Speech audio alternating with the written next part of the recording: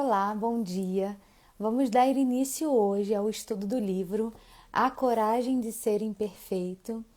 Esse livro ficou muito conhecido há um tempo atrás, né? Foi muito falado e eu resolvi falar um pouquinho sobre ele, que eu acho que é um tema muito atual. Hoje nós vamos dar início ao estudo do primeiro capítulo. Vou esperar só um pouquinho as pessoas entrarem para a gente já dar início. Enquanto isso, eu vou falar. Esse livro foi escrito em 2016. Então é um livro bem atual, né? Não é um livro tão antigo. Na verdade, ele foi traduzido, né? Aqui para o Brasil em 2016. Então, ele não é tão antigo assim. O título original foi divulgado, foi escrito em 2012. Então, 10 anos já de livro, né? Mas aqui no Brasil foi mais divulgado no ano de 2016. Vou de novo mostrar a capa aqui, para vocês verem, dar uma olhadinha no livro que é. É um livro que não é muito caro, acredito que deve estar no máximo uns R$ 30. Quem quiser fazer aquisição, eu acho que é bom, que vai ser bom. Oi, mãe, bom dia, tudo bem? E eu não vou demorar muito não, porque o horário que eu estou fazendo é um horário que eu acredito que não é um horário muito que muitas pessoas estão disponíveis. Mas essa série do estudo desse livro vai ficar gravada aqui para as pessoas poderem assistir depois. E lembrando, se você gostar, se você achar que esse estudo vai ajudar alguém, compartilha a live, tá bom? Então, o primeiro momento do livro, o primeiro capítulo, ele já chega falando o seguinte, sobre a escassez. E o primeiro capítulo é escassez por dentro da cultura de não ser bom o suficiente. E aqui no início, a autora já começa falando sobre o narcisismo. Que é uma grande questão hoje, né? As pessoas têm falado muito sobre o narcisismo, principalmente por causa das redes sociais, né? As redes sociais, as pessoas se exibem muito nas redes sociais. E aí aqui a autora fala assim, será que todos nós agora somos narcisistas? Será todos nós não, né? Que a gente tem uma tendência os outros são narcisistas e nós não somos narcisistas, né? É o que ela coloca aqui. E aí ela vai falar um pouco sobre o narcisismo. Eu não vou me aprofundar sobre o narcisismo, eu só vou explicar um pouquinho sobre a diferença. Ela também não se aprofunda aqui. E aí eu achei interessante alguns trechos, eu vou ler e eu vou conversar com vocês sobre. Então ela diz assim, então é isso. Estamos todos cercados de narcisistas? Nós nos transformamos em uma sociedade de pessoas egoístas e pretensiosas, que só se interessam por poder, sucesso, beleza e em se tornarem importante?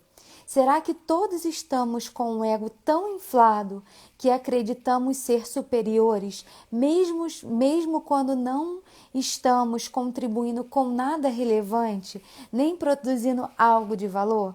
Então é a primeira questão dela, né? Será que todos nós somos narcisistas? Será que todos nós estamos egoístas e pretensiosos, mesmo sem produzir nada de relevante? E aí ela vai destrinchando mais, né? O termo narcisismo, penetrou tanto na consciência social que a maioria das pessoas associa corretamente um padrão de comportamento que inclui ideias de grandeza, uma necessidade gritante de admiração e falta de empatia. Então, ela começa a descrever um pouco do narcisismo aqui. O narcisista geralmente é uma pessoa que tem uma grandeza, uma necessidade de grandeza muito grande. Tudo dela é grande, tudo dela é melhor, tudo dela é maior, as conquistas dela são maiores. Aí também tem ele fala da grandeza, necessidade de admiração, precisa ser vista pelas pessoas, o narcisista, né? Ele precisa ser visto, e uma falta de empatia, uma dificuldade em se conectar com os sentimentos dos outros. Aí ele continua aqui: o que ninguém compreende é que todo nível de gravidade nesse diagnóstico está determinado pelo medo da humilhação, o que significa que não consertamos o narcisismo de ninguém, colocando a pessoa no lugar dela e lembrando-a de suas imperfeições e mediocridades. A humilhação está mais para a causa desse comportamento do que para a cura. Então, a gente tem uma grande intenção, às vezes, de colocar o narcisista no lugar dele. Ah, você não é, isso tudo é mania de grandeza, você não é tão importante assim. E aí a gente tem uma tendência a humilhar. E aí ela diz: na maioria das vezes, a causa do narcisismo é a fuga da humilhação é a fuga da humilhação e do medo. Na verdade, não é isso, tá? O narcisismo tem geralmente ele não é uma fuga. O narcisista de fato acredita que ele é mais importante, que ele é melhor, que a opinião dele é melhor, e ele tem pouca capacidade de empatia. O que ela quer dizer aqui nesse trecho é que a gente, por medo de humilhação, a gente começa a entrar numa armadura que parece o narcisismo. Então, eu tenho tanto medo de me sentir vulnerável que eu coloco uma armadura e começo a agir como se nada me afetasse, como se eu fosse melhor do que todo mundo, como se as necessidades do outro não me afetassem. E principalmente pelas redes sociais, né? Hoje as redes sociais acabam influenciando muito. Facebook, desde o teu Facebook até hoje o TikTok, né? Que é uma das redes sociais mais usadas hoje em dia. A gente está ali divulgando muito a gente está querendo se mostrar, a gente está querendo mostrar ali o nosso lado melhor. Então, por isso, existe uma aparência de que só tem narcisista na sociedade. Na verdade, quando a gente usa as redes sociais, né, a gente está querendo fugir daquilo que machuca a gente. E aí a gente cria essa armadura de que nada nos afeta, de que somos os melhores. E aí por isso, aparentemente, a gente tem essa falsa impressão de que todos somos narcisistas. E não. Esse narcisismo, esse aparente narcisismo, nasce pelo medo da humilhação. Então esse é o principal ponto, né, desse início do capítulo. Ficou claro isso para vocês, pessoal? Vocês têm alguma dúvida sobre isso?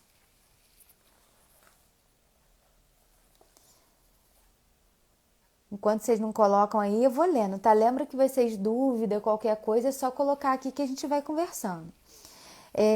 Aí ela coloca um outro ponto aqui no capítulo, analisando o narcisismo pelas lentes da vulnerabilidade.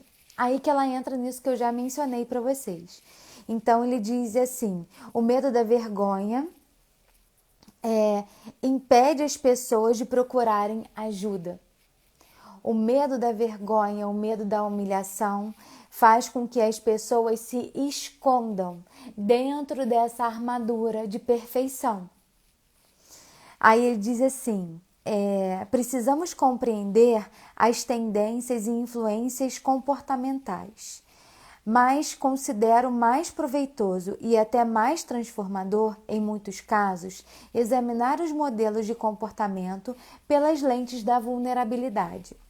Porque ela fala o tempo todo de vulnerabilidade. Então, se a gente olhar do ponto de vista da vulnerabilidade, então ela fala: quando eu analiso o narcisismo sob o ponto de vista da vulnerabilidade, eu enxergo o medo da humilhação e de ser alguém comum.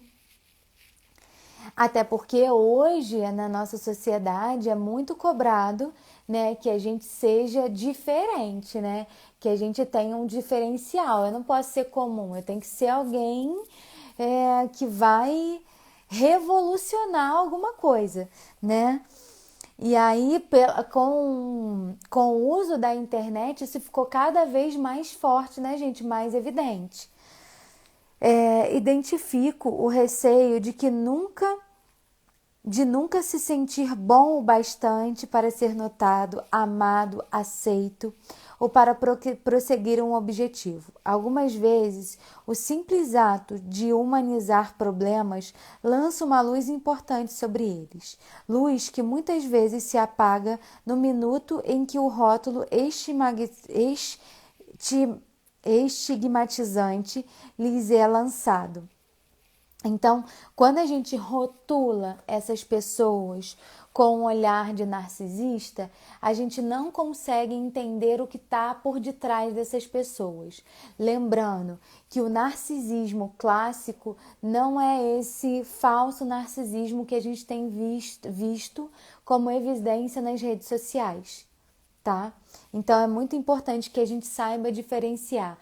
Nas redes sociais a gente tem mostrado aparências, como se a gente vivesse de aparências para a gente se sentir melhor. Mas isso não é necessariamente um narcisismo, tá? As ideias de grandeza e necessidade de admiração parece um bálsamo para aliviar a dor de sermos tão comuns e inadequados. Então, quando eu me vejo como alguém maior, quando eu me vejo sendo admirada pelas outras pessoas, eu acabo aliviando a minha dor de ser um mero ser humano. E aí, por isso que as pessoas têm buscado tanto o sucesso, tanto a fama, tanto serem vistas, a procura tanto de um like, por causa dessa necessidade. Precisa ser visto e precisa ser admirado pelas pessoas. Então, nesse primeiro momento, ela fala sobre isso. A autora vai falar sobre como que a escassez, né? A escassez de autoconhecimento, a escassez de um autoentendimento nos leva a agir de uma forma narcisista, sem que necessariamente sejamos narcisistas, né? Então, a rede social acaba propenciando mais esse lado nosso narcisista. Depois ela fala assim: escassez, o problema de nunca ser bom o suficiente. Essa parte aqui eu achei muito legal, porque ela diz assim: quando as pessoas ouvem ou leem a frase nunca ser tracinho o bastante, levam apenas alguns segundos para começarem a preencher. Nunca ser bom o bastante, nunca ser perfeito o bastante, nunca ser magro o bastante, nunca ser poderoso o bastante, nunca ser bem-sucedido o bastante, nunca ser inteligente o bastante, nunca ser correto o bastante, nunca ser seguro o bastante e nunca ser extraordinário o bastante. Então, quando a gente pensa em escassez, a gente entra nessa coisa de ser bom o bastante, de ser o bastante para alguma coisa. E, na verdade, quando a gente lê essa palavra bastante, bastante é aquilo que basta. Só que a gente entende o bastante como ser muito, sabe? Eu preciso ser bom o bastante. Para quem? Sabe? Bastante para quem? Para mim? Para alguém? Para os outros? Para quem esse bastante? E o que me basta? Então, como que isso aqui está ligado à busca do autoconhecimento? Quando eu entendo que o bastante tem que ter mais a ver comigo do que com uma outra pessoa. Entenderam? Aí ele continua aqui dizendo: para mim e para muitos de nós, o primeiro pensamento do dia, ainda na cama, é: não dormi o suficiente. O seguinte é: não tenho tempo suficiente. Esse pensamento de não suficiência vem a nós automaticamente, antes mesmo de podermos nos dar conta da sua presença ou examiná-los. Então, o que ele fala? A percepção da não suficiência leva a essa sensação que eu não sou suficiente em nada, que eu precisava ser suficiente. Isso vem, essa insuficiência. Eu tenho até agora abrindo um parênteses, ela não fala nada disso aqui no livro, mas eu acho bom a gente falar um pouco sobre isso. Eu tenho notado, eu tenho percebido nos meus atendimentos esse tema com muita frequência. A insuficiência, das pessoas não se sentirem suficientes para alguém, suficientes para o trabalho, suficientes para o chefe, para a esposa, para o esposo, para um amigo. As pessoas estão sempre com essa sensação de insuficiência. E misturando um pouco com algumas coisas que eu estudo, eu entendo que a insuficiência, esse sentimento nasce quando a gente está ocupando um lugar que não é nosso. Eu nunca vou ser o suficiente quando eu ocupo um lugar que não é meu. E que história é essa, Elaine, de ocupar um lugar que não é meu? Quando às vezes, no meu trabalho, eu estou tentando ser a pessoa mais importante, talvez que não seja um lugar meu. E aí eu começo por mais que eu produza muito, por mais que às vezes eu seja a pessoa mais importante, eu nunca vou reconhecer, porque eu estou fora do meu lugar de atuação. Quando às vezes no meu relacionamento eu estou ocupando um lugar que não é meu. Então, por exemplo, no meu casamento eu estou ocupando um lugar de mãe, eu vou começar a me sentir insuficiente, porque eu não estou ocupando meu lugar de esposa. Quando eu começo a me sentir insuficiente com o meu filho, porque às vezes eu estou ocupando um lugar de amigo, que não é o meu papel. Então, muito desse sentimento de insuficiência, de que eu não sou bom o bastante, ele nasce quando eu estou ocupando um lugar que não é meu. E muitas vezes eu não tenho consciência daquilo que eu estou fazendo, eu só faço.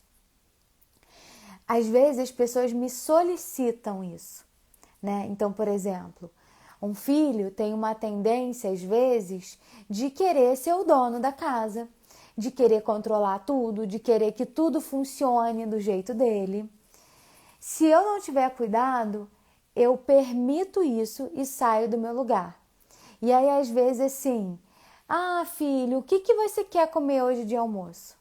Não que a criança nunca possa escolher, mas o cardápio da casa não pode ser sugerido por uma criança. Por quê? Todos os dias, tá?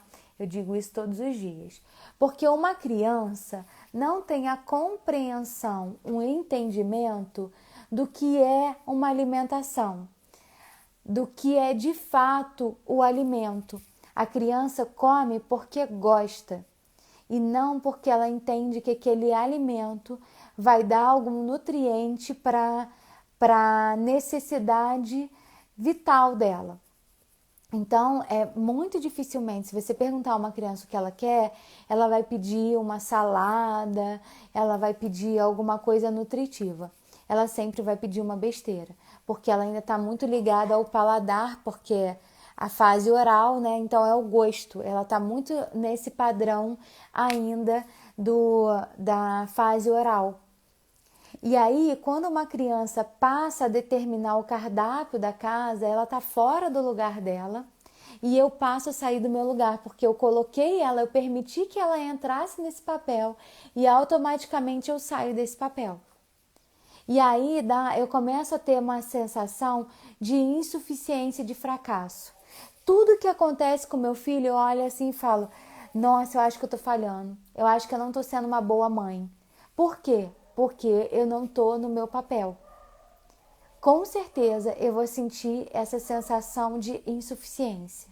Agora, quando eu me coloco no meu papel, quando eu entendo o meu papel, que isso é uma coisa muito importante, muitos de nós estamos, precisamos ocupar um papel, um lugar que a gente nem sabe o que é, qual é a função desse papel. Então, às vezes, é o que é ser mãe, o que é ser esposa, o que é ser amigo. Muitas das vezes a gente não sabe e por isso que a gente se embola na execução desses papéis. E por isso que nasce esse sentimento de insuficiência. Então, por isso que eu tive que abrir esse parênteses aqui para vocês entenderem isso. Quando a gente não está no nosso lugar, a gente começa a nascer na gente um papel de insuficiência. E esse papel de insuficiência, né, que gera essa escassez toda na gente, que pode levar a um sentimento de narcisismo. Eu começo a agir de uma forma para o outro não ver as minhas limitações e as minhas vulnerabilidades. Mas no fundo eu não acredito em nada disso que eu sou. Eu só estou querendo esconder. Ficou claro isso para vocês, pessoal? Ainda sobre essa questão da insuficiência, ele diz aqui, a escassez, portanto, é o problema de nunca ser ou nunca ter o bastante. Tudo de segurança e amor, até o dinheiro e recursos, passa por uma sensação de inadequação ou falta. Então, o que ela está dizendo aqui? Tudo que me incomoda passa por esse sentimento de que eu não sou inadequado ou que está me faltando. Lembrando, pela questão de insuficiência, provavelmente por eu não estar no meu papel que eu deveria. Aí ela continua aqui dizendo, o que torna essa avaliação constante, tão desoladora, é que quase sempre comparamos nossa vida, nosso casamento, nossa família, nosso trabalho com a visão de perfeição inatingível propagada pela mídia, ou então comparamos nossa realidade com a visão ficcional de quando alguém próximo de nós já conquistou. Então, esse sentimento, ele acaba ficando maior porque a gente entra num estado de comparação, de novo saindo do nosso lugar. Porque quando eu entro num estado de comparação, eu paro de olhar a minha vida e vou olhar para o outro. Eu paro de olhar a minha vida e vou olhar para o vizinho, as conquistas do vizinho. E aquilo me torna imperfeito, insuficiente. Quando eu vou ouvir o que a mídia me propõe, na verdade não é a mídia, né? O que as pessoas estão dizendo ali, de novo eu saio do meu lugar e vou ser aquilo, eu quero ser igual ao outro, então eu estou saindo do meu lugar. E isso continua me deixando numa situação de vulnerabilidade e de insuficiência. Outra coisa é quando a gente fica preso ao passado. A gente fica olhando para um passado e fala assim, nossa, que saudade que eu tenho daquele tempo, como que era bom aquele tempo. E às vezes esse passado nem era tão bom, porque a gente cria uma ideia, porque a gente esquece daquilo que nos aconteceu. E aí a gente fica preso num passado que nem existiu, de que aquele momento era melhor. Mas se era melhor, por que eu não dei continuidade a ele? Provavelmente foi porque não era bom. E aí eu olho e acho que era bom, mas não era bom. Entenderam isso? Então, quando eu entro nessa questão de insuficiência, de me comparar, de olhar para um passado achando que esse passado era muito melhor, eu aumento esse sentimento de escassez. Aumentando o sentimento de escassez, eu tento fugir, querendo mostrar para o outro que eu sou diferente, que eu não sou aquilo, o que aparentemente me coloca num lugar de narcisista. Entenderam? Vocês estão linkando uma coisa com a outra aí? Aí ela fala, para finalizar o capítulo, ela fala sobre a fonte da escassez, né? Da onde vem esse sentimento de escassez? Aí ela coloca assim: o sentimento de falta e privação floresce em sociedades com tendências à vergonha e à humilhação, e que sejam profundamente enraizadas na comparação e despertar e despedaçadas pela desmotivação. O que ele está dizendo aqui? Que esse sentimento de escassez é muito maior do que só nós, ele é uma crença social e ele nasce dentro da nossa sociedade. Se a gente for parar para pensar, nós somos um país de terceiro mundo e um país que foi colonizado. Então, desde sempre, a gente tem esse sentimento de inferioridade, de vergonha e de humilhação muito grande dentro da gente. E aí nós brasileiros que eu tô dizendo, o brasileiro tem muito fortemente dentro dele uma crença de escassez, porque a gente foi colonizado. E com isso nasceu a sensação de humilhação e de vergonha. Tanto é que a gente valoriza o quê? Tudo que está fora, não é? Tudo que é importado, tudo que vem de fora, um país de fora, é sempre melhor do que o nosso. Porque a gente já tem essa crença instalada. Então, para a gente entender a nossa fonte de escassez, é entender que nós temos um país assim, né? Que já desde sempre já se sente humilhado. E aí, não só isso, mas eventos traumáticos aumentam a sensação de escassez. Há muito tempo a gente passa por crises, né, econômicas e recentemente a gente está passando ainda pela crise, pela pandemia. E essa pandemia, ela não trouxe só o medo da doença, o medo da morte, mas também trouxe uma crise econômica muito grande. Então, o que essa pandemia fez? Ela aumentou a nossa sensação de escassez. Então, o que está acontecendo mais? Cada vez que eu tenho a sensação de escassez, eu entro no meu modo defesa. Qual é o meu modo defesa? Eu finjo para o outro aquilo que eu gostaria de ser. Então, se você parar para pensar, cada vez mais depois da pandemia, a internet tem sido usada mais, as pessoas têm mostrado mais. Por quê? Porque o sentimento de escassez aflorou e aí a gente automaticamente tem que se proteger com a barreira do narcisismo, entendeu? Com a máscara do narcisismo não necessariamente somos, mas usamos a máscara do narcisismo. Então, a preocupação com a escassez é a versão da nossa cultura para o estresse pós-traumático.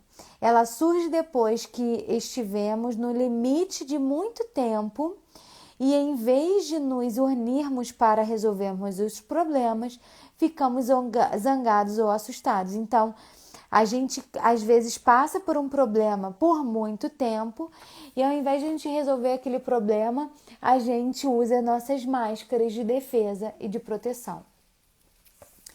E aí aqui ela vai falar de três sentimentos, três comportamentos que acabam nos fragilizando mais, que é a vergonha, a comparação e a desmotivação.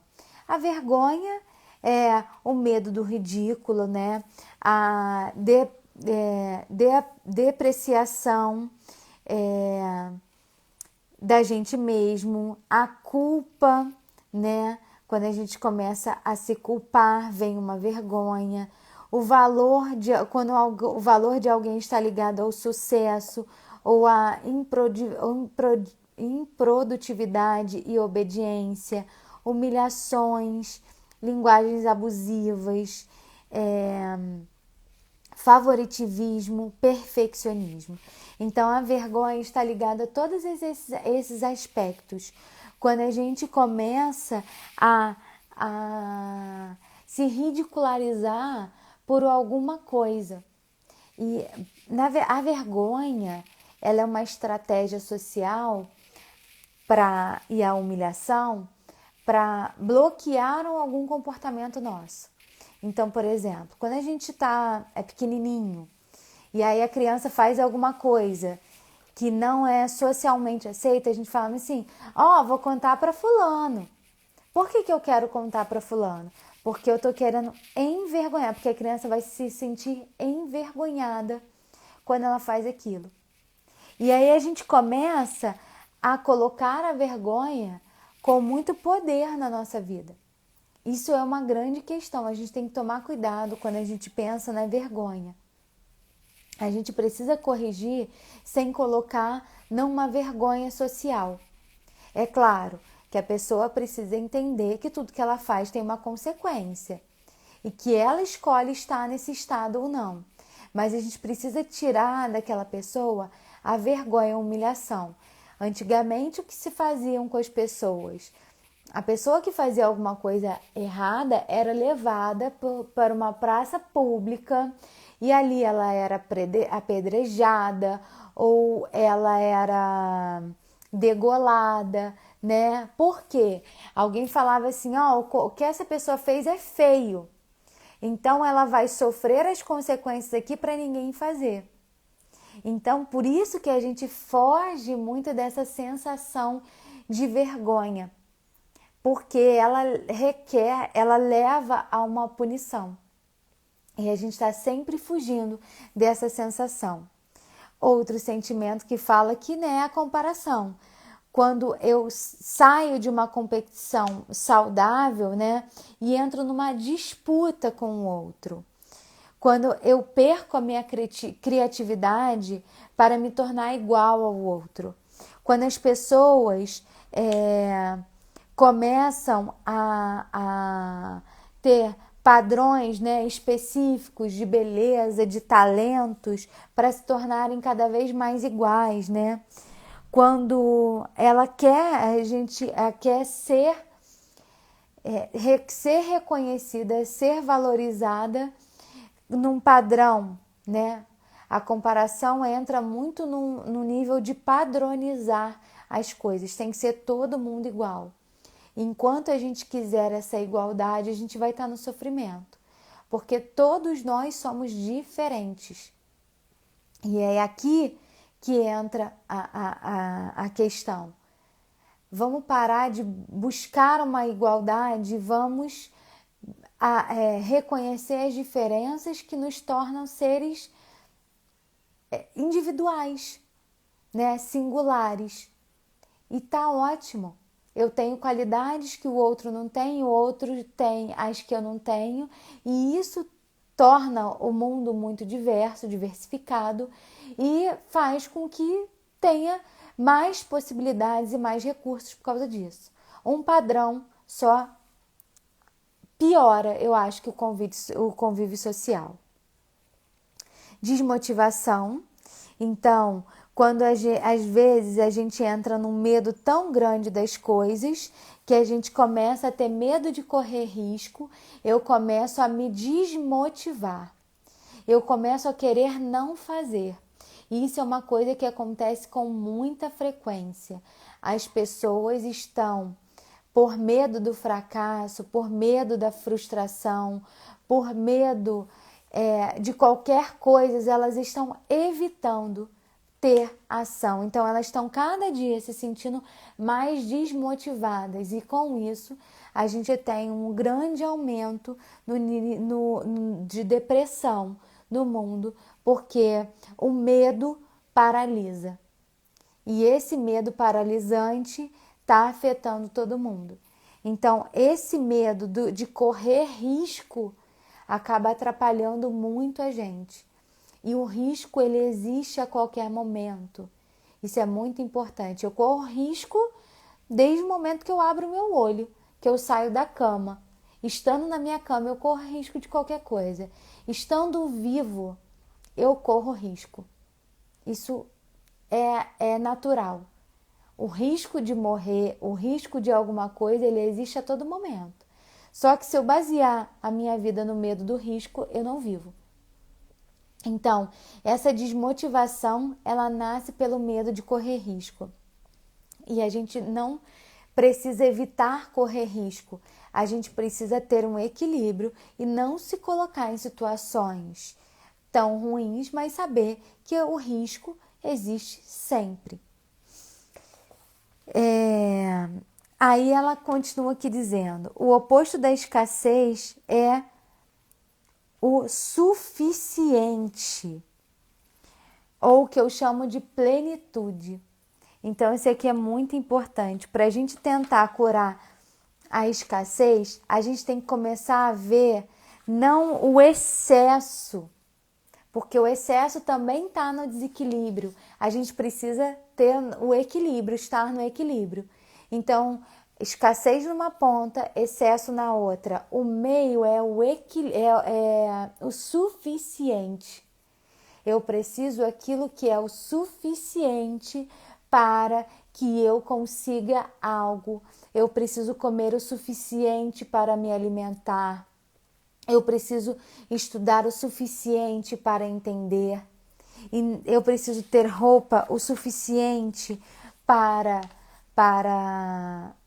não andar nua na rua, né? Não precisa ter uma única roupa, mas o suficiente para no inverno, às vezes, não conseguir lavar e ter mais, e não o excesso. O excesso também diz que algo está em desequilíbrio. E a gente tem buscado o excesso. Para fugir da escassez, a gente tem buscado o excesso. E esse excesso faz tão mal quanto a escassez. Devemos buscar o que é suficiente para a gente. Aí ele fala aqui, em sua essência, a vulnerabilidade é enfrentar a incerteza, a exposição e os riscos emocionais, sabendo que eu sou o bastante, que eu me basto, que eu me basto no sentido, não que eu sou melhor do que os outros, eu sou o suficiente para mim. E os outros me ajudam, mas eu sou o suficiente para mim. Até porque não poderia ser o contrário. Uma criança não tem esse senso porque ela ainda não é o suficiente para ela. Quando na vida adulta a gente precisa desenvolver esse sentimento de ser suficiente. Isso é muito importante. Aí ele, para finalizar, ela fala aqui: estamos cansados de sentir medo. Todos queremos ser corajosos. Nós queremos viver com ousadia. Estamos fartos do discurso geral que insiste em perguntar constantemente o que devemos temer e a quem devemos culpar. Então a gente vive numa busca incessante de se proteger do medo e de culpar as pessoas por alguma coisa que está acontecendo com a gente. E isso gera um sentimento de escassez, porque se eu culpo o outro, eu não crio dentro de mim ferramentas para construir, para suportar alguma coisa que eu preciso viver. Então, esse primeiro capítulo que fala sobre a escassez, eu achei ele sensacional. O medo de sentir escassez gera na gente um comportamento oposto, que é o excesso. E aí eu me mostro em excesso, eu quero ter em excesso, e isso não me alimenta. Eu preciso buscar aquilo que é o suficiente para mim, aquilo que vai ser aquilo que me basta, não no sentido de ser exagero, mas no sentido de ser suficiente. Então busquem, com esse primeiro capítulo, começa a entender o que é suficiente para você. Começa o seu dia não se queixando daquilo que te falta, mas buscando aquilo que vai ser suficiente para que seu dia seja bom, para que seu dia seja prazeroso. Não se enchendo de coisas para viver em excesso, para ser perfeito, para ser o melhor, mas vivendo de forma plena, como a autora diz aqui, que é suficiente. Eu vou comer de forma suficiente para me alimentar. Eu vou viver de forma suficiente para me sentir viva, para me sentir feliz. Busquem a plenitude na vida de vocês. É o equilíbrio entre escassez e excesso. Busquem o suficiente. Eu acho que é isso. Que não sei se alguém aqui comprou o livro, tem o livro, leu o livro, tem alguma visão diferente do estudo desse primeiro capítulo. Alguém quer compartilhar alguma coisa? Alguém tem alguma dúvida?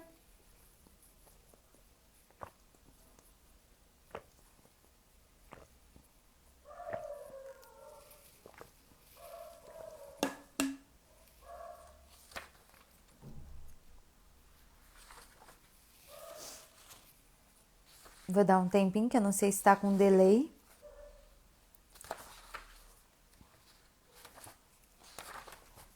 Eu tô vendo aqui o próximo capítulo, que ele é maiorzinho.